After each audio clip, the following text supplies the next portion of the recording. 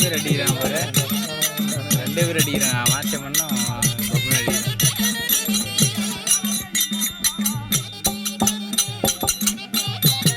Low battery bro, 25 charge.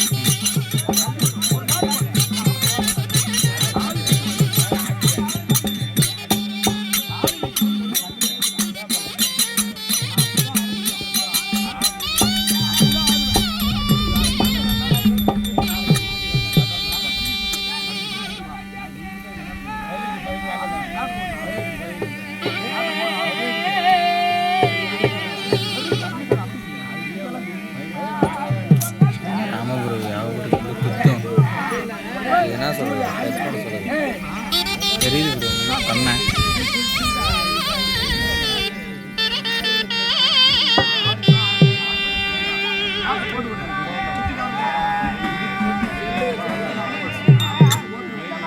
இதாக பண்ணிட்டு okay வரல அவ்வளோ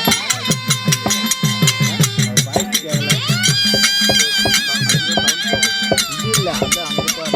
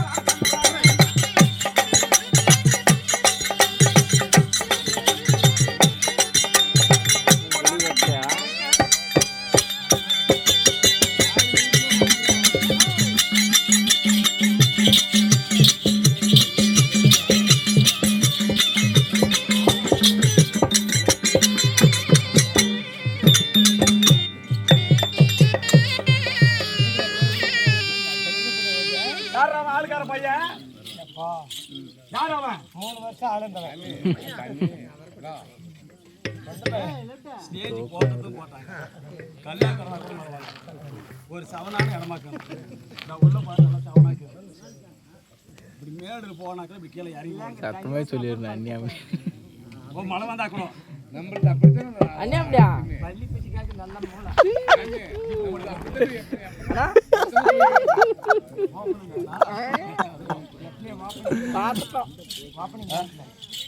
அம்மா வணக்கம் வணக்கம் வணக்கம் தலகி வணக்கம் தலகி அம்மா வந்தாட்டிக்கு சுத்தலகி டேய் மான மரியாதை கெட்டுறோம், மான மரியாதை கெட்டுறோம். இழுத்து வச்சு ஒரே ஆறு பார்த்து போட்டுருவேன். அம்மா அவங்க ரெண்டு பேர் தங்க ஒரே முதல்ல அவனுக்கு தான் இருக்கு கம்மனு. முன்ன பின்ன பொம்பளைங்கள பார்த்தல ராஜா பொம்பளைங்களா நாங்க பார்த்துட்டோம். ரெண்டு எடுப்பான்.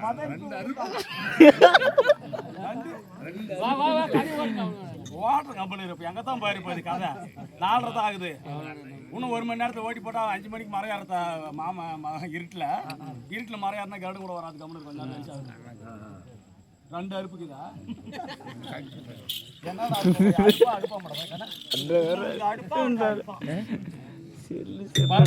ஒரு 10 அறுத்துங்கிறாங்களா பையா? அறுத்துப்பாங்க.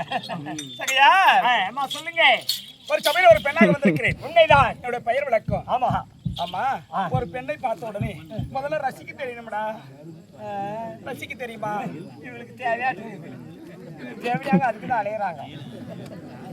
என்ன தேவை? என்னடி பெண்ணை பார்த்தா ரசிக்கணும். டேய் என்ன அடிச்சு ஊட்டினா வச்சு மூத்தரத்தை பிடிச்சி மான மரியாதை கெட்டுருவேன். என்னடா என்ன பொம்பளை நான் ஏறி வரேன். ஏன்னா அவரை கொலையில் 50 ரூபாய் கொடுத்தனா, துவர கொலையில் 90 ரூபாய் கொடுத்தோன்னா உன் அத்தை பிள்ளையா மாமன் பிள்ளையா சொந்தமா பந்தமா காலில் ஓட்டு கரிசி காட்டு மண்ணா சேலில் ஓட்டு சவக்காட்டு மண்ணா அவனா இவனா ஆத்திரமா நான் விடுற மூத்திரமாடா நீ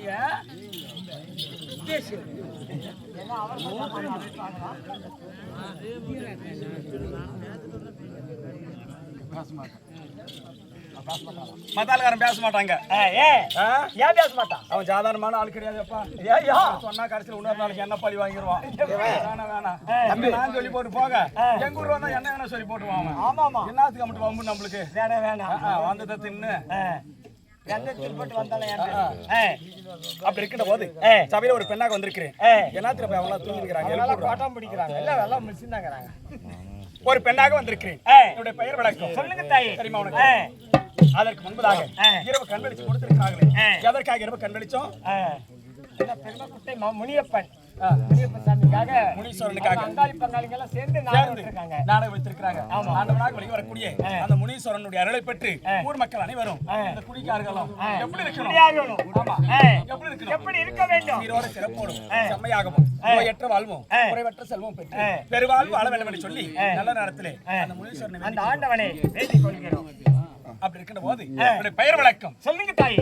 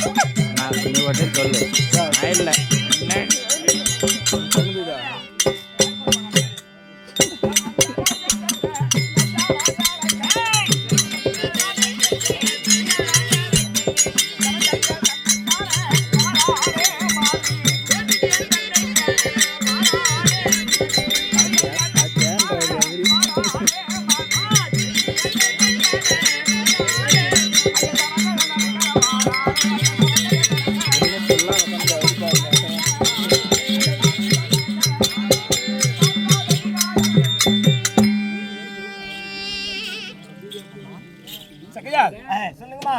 என்னுடைய பெயர் விளக்கம்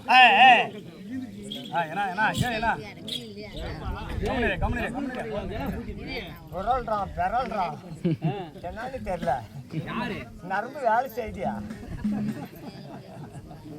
சரி, வந்த ராஜனுடைய குமார்த்தியாக என் அப்பா சார் ராஜனுக்கும் தையல் புஷ்பவதி அம்மையாருக்கும் பிள்ளையாக பிறந்த என்னுடைய பெயர் ஏலக்கண்ணி. ஏலக்கண்ணி ஏலக்கண்ணி. சரிவா. ஏலக்கண்ணி நீ ஏதாண்டு பூலக்கண்ணி ஏலக்கண்ணி நான் நீ. ஆமா, பூலக்கண்ணி நான் நீதான். சரிமா சரிமா. அப்படி ஏலக்கண்ணி என்று உரைத்திருக்கிறேன். ஏலக்கண்ணி என்று சொன்ன போதிலும் எனக்கு எத்தனை அழகு தெரியுமா? எத்தனை அழகு? எனக்கோ 10 அழகு. உங்களுக்கு 10 அழகு? ஆமா, எனக்கு 10 அழகுடா. உங்களுக்கு 10 அழகு. உங்களுக்கு இருக்குது அழகு? எந்த அழகு ஒண்ணும் எல்லாருக்குமே இல்லாத அழகு உனக்கு இருக்குது. எனக்கோ 10 அழகு. அப்படி 10 அழகு படைத்த ஏலக்கண்ணியாக நான் பிறந்தேனே. அப்படி ஏலக்கண்ணியாக பிறந்திருக்கின்ற நேரம் எனக்கு மனசுல பெருத்த ஒரு ஆசை. ஆமா, எப்பவுமே பட்டு பிள்ளைங்களுக்கு தான் வீட்டுக்குள்ள ரொம்ப ஆசை. ஆமா, குடும்பத்து மேல, ஆமா, அப்பா அம்மா மேல, ஆமா, அண்ணன் தங்கச்சி மேல என்னமா பாசம், பிள்ளைப்பட்ட பாசம். அந்த ஆசைலாம் கிடையாது எனக்கு. அது மாதிரி ஆசை கிடையாது எனக்கு. 10 அழகு படைத்த ஏலக்கண்ணியாக பிறந்தாலும் என் மனதிலே இருக்கப்பட்ட ஆசை என்ன தெரியுமா? நான் திருமணம் செய்யணும்னா ஒரு ஆடவரை பார்த்து கல்யாணம் பண்ணா என்னை விட 2 அழகு அதிகமா இருக்கணும். அப்பேற்பட்டவரை பார்த்து நான் திருமணம் செய்யணும். இந்த ஆசையா? ஆமா ஆமா. வயசுக்கு வராதுக்கு முன்னே வயசுக்கு வந்த பின்னாலியா? 5 சிறு வயது அறியாத பருவம், கொஞ்சம் சிறு வயது குழந்தை பருவம். 5 வயசுல ஆமினான்னு கலந்து தேவையாகும். எல்லாம் ஒரு பட்டு படிக்கணும். இப்ப நல்ல குடும்பத்துக்கு நல்ல படிக்கிறது நல்ல பொண்ணுங்கதான். அம்மா வீடு நல்லா இருக்கணும், ஆடு மாடு சேரணும், சொத்து வாங்கணும், பெரிய பணம் பழிக்கணும், அம்மா வீட்டா நல்லா இருக்கணும், வீடு கட்டி. ஆனா இவோ 5 வயசுல ஆமினான்னு கலந்துவோம். எப்படி மரியாதை பேசுற? மான ஏனங்காட்ட ஒத்து கொடுக்கா. 5 வயசுல வயசு வராதுக்கு முன்னே ஆமினான்னு கலந்துக்கிறாளா? என்ன மாதிரி 5 வயசுல போறது கிடையாது. மனுஷன் அப்படி ஒரு ஆசை. நாம் பெரியவள் ஆகி வயசுக்கு வந்த பிறகு, பருவத்துக்கு வந்த பிறகு திருமணம் பருவமானா அந்த திருமணம் ஆகக்கூடிய நிலைமையில அப்பேற்பட்ட ஆண்மகனை அடையணும்.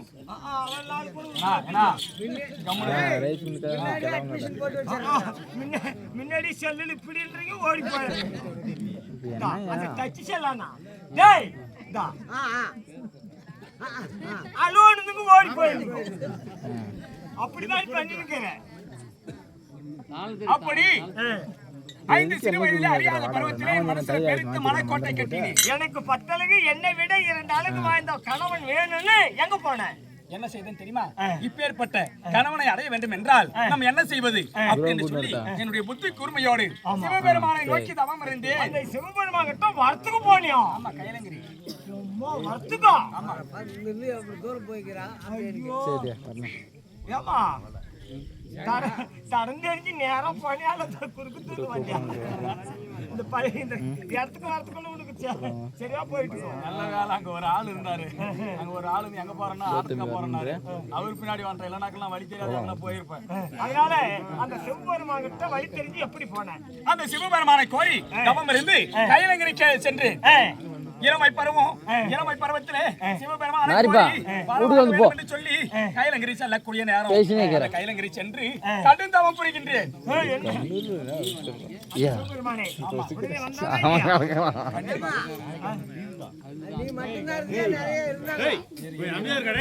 ஆட்டமா வந்து பேச வந்தப்பா போப்பா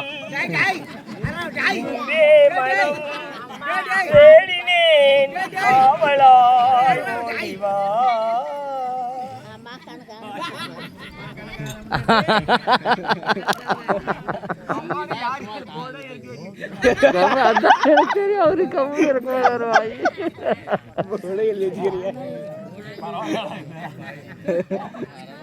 நாளைக்கு மத்தாலக்காரனா தாண்டா அம்மாலே மகனுக்கு மறந்தாமா? கேளுமா, அதை கேளுமா. அம்மாலே மகனுக்கு மறந்தான். தெரியாதா? தெரிஞ்சா நீ கத்துக்குன்னு சொன்னா யாரும் சொல்றதில்ல. எப்படின்னு கேட்டு வச்சுக்கா. எப்படி சொல்லு? ஐயா அப்பா இவருதான் ஐயா. நீ எனக்கு அம்மான்னு வச்சுக்கோ. ஒரு காமிக்கு அந்த அம்மான்னு சொல்றேன். சரி. நீ எனக்கு அப்பா இவரு. உனக்கு வீட்டுக்காரரு உண்டானியா? வயசான காலத்துலயா? இருக்கட்டுமா? சாக போற காலத்துல ஆளு எப்படி கிடந்தாலும் பரவாயில்ல. உன் குழல் நல்லாக்குதப்பா. ஆனா இங்கிட்டு இருக்குது. அம்மா நீ சொல்றது குழலவா நல்லா? சொல்றேன். அம்மா கேளுமா. எப்படி எனக்கு அம்மா, சரி, இவர் எனக்கு அப்பா, நான் உங்களுக்கு பிள்ளை. ஒவ்வொரு பெண்களும் தம்ம வீட்டுக்காரர் என்னன்னு கூப்பிடுவீங்க? மாமா. என்னன்னு கூப்பிடுவேன்? மாமா. கூப்பிடு மாமான்னு. மாமா. ஏமா கூப்பிட்டுல? ஆமா. இவரு மாமன். மாமன் பேத்த போய் நான் என்ன மாமா முறை எங்க கொண்டு போய் சேர்த்துக்கிறேன். மாமன் மகன் நான் மறையா மறையிலையா? மகன் நீ மகன் தானே. எங்க அம்மாவுக்கு நீ மாமன். நான் மாமா மகன் இல்லையா அவனுக்கு?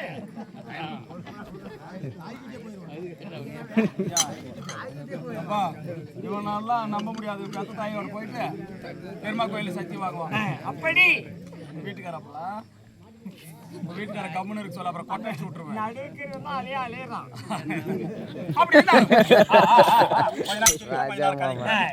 அப்படி இருந்தாலும் சிவபெருமானை கோரி கடுமையான தவம் இருக்கிறேன். கடுமையான தவம் இருக்கக்கூடிய நேரம் இன்னைக்கு கூட பாரு. கல்யாணம் ஆயிட்டு போனாங்கன்னா வச்சுக்க, ஆண்டவன் சீக்கிரம் வரமே கொடுக்க மாட்டான். கல்யாணம் ஆயிட்டு போனா? ஆமா, கல்யாணம் ஆகாதுக்கு முன்ன இளமை பருவத்துல போயிட்டு தவம் இருந்து பாருங்க. இளமை பருவத்துல போய் கோயிலுக்கிட்ட போய் வரம் கேட்டு பாருங்க. இளமை பருவத்துல ஒரு சாமி எடுத்துட்டு விளையாடி பாருங்க.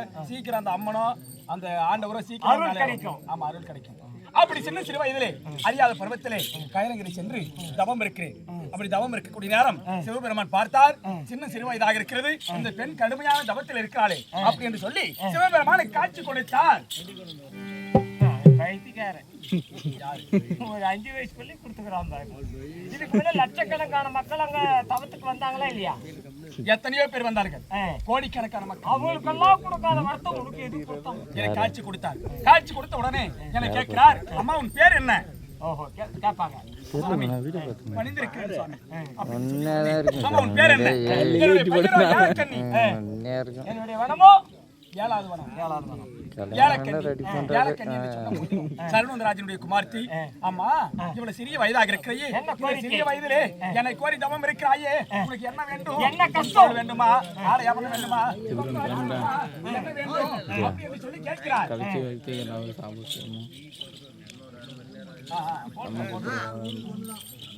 அப்படி என்று கேட்கிறார். கேட்கக்கூடிய நேரத்திலே நான் சொல்கிறேன், ஆண்டவா பொன் பொருள் நகை நட்டு ஆடை அப்புறம் ரொக்க ரோஜனம் அது என்கிட்ட இது எல்லாம் என்னிடத்தில் இருக்குது நிறைய.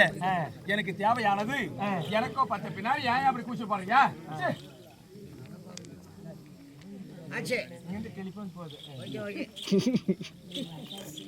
எனக்கோ 10 அழகு சாமி, எனக்கு வர போற மன்னவருக்கு என்னை விட 2 அழகு அதிகமாக இருக்க வேண்டும். அப்பேற்பட்ட ஆண்மனை கண்டு வர திருமணம் செய்ய வேண்டும். அதற்காக உங்களிடத்துல வரத்துக்கு வந்திருக்கிறேன், எனக்கு வரத்தை கொடுங்கள் ஆண்டவா என்றேன். அப்படி சொல்லி உடனே இவ்வளவு சிறிய வயதிலே இப்பேற்பட்ட புத்தி குறுமையோடு வரத்துக்கு வந்திருக்கிறதே, இந்த பெண்ணிற்கு வரத்தை யாருக்கு கொடுக்கறமோ கொடுக்கல, இந்த பெண்ணுக்கு முதல் கொடுக்கணும் அப்படின்னு சொல்லி நீ கேட்ட பிரகாரமே உன்னை விட 2 அழகு அதிகம் படைத்த மன்னவரை நீ மணப்பாய், பிடி வரத்தை. வாயில் செட்டாரு சொல்லிவிட்டார். ஆமா வரத்தை கொடுத்துட்டாரு. இந்த வரத்தை வாங்கி நான் என்னடா பண்றது? எவத்துக்கு இது என்னன்னு தெரியல, வாயில தான் சொன்னார். ஆமிடே எங்க? ஏன் சாமி வரத்தை கொடுத்துட்டீங்க, அப்பேற்பட்ட அழகு வாய்ந்தவரை நான் எப்படி கண்டுபிடிக்கிறது அப்படின்னு கேட்கிறேன். கேட்கக்கூடிய நேரத்திலே அவர் சொல்கிறார், இந்த உலகத்திலே யாரும் கிடையாது அப்பேற்பட்ட அழகு, ஆனா ஒருவர் மட்டும் இருக்கிறாரு, அவரை கண்டு போய் கல்யாணம் பண்ணிக்கும். ஏன் சாமி உலகத்துல ஒருத்தர் மட்டும் நான் கண்டுபிடிக்கணும், எப்படி கண்டுபிடிப்பது அப்படின்னு கேட்கிறேன். அப்பொழுது சொல்கிறார், குருநாடு குருகுல குந்தி மக்கள் 5 ராஜாக்கள். குருநாடு குருகுல குஞ்சு மக்கள் 5 பேர். குந்தியம்மன் பெற்றெடுத்த குந்தியம்மாள் பெற்றெடுத்த பிள்ளை 5 ராஜாக்கள். 5 ராஜாக்கள் நடு பிறந்த வரக்கூடிய ஆடாள் அழகு மன்னன் அர்ஜுனன் இருக்கிறார், அவரை கண்டு நீ கல்யாணம் பண்ணிக்க. ஆமா